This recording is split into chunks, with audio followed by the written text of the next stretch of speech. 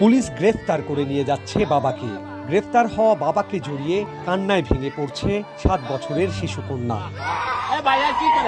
কাঁদতে কাঁদতে পুলিশকে বলছেন বাবাকে ছেড়ে দেওয়ার জন্য। মেয়েকে শান্ত করতে বাবা হাসি মুখেই বিদায় নেয়ার চেষ্টা করছেন। এমন হৃদয় বিদারক মুহূর্তে শিশুটির গালে চড় দেন একজন।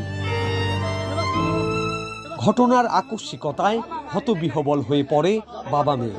কান্নারত মেয়েকে চড় দেওয়ার পর তার সামনেই বাবাকেও থাপ্পড় ও ঘাড় ধাক্কা দেয়া হয়। বৃহস্পতিবার মোহাম্মদপুর জেনেভা ক্যাম্পে অভিযানের সময় ঘটে যাওয়া এমন আইন বিরোধী ও অমানবিক ঘটনার ভিডিও ছড়িয়ে পড়ে সামাজিক যোগাযোগ মাধ্যমে।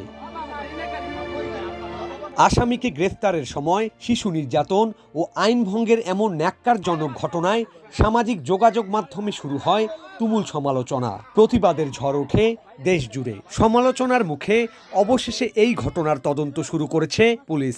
আশ্বাস দিয়েছে উপযুক্ত ব্যবস্থা গ্রহণের।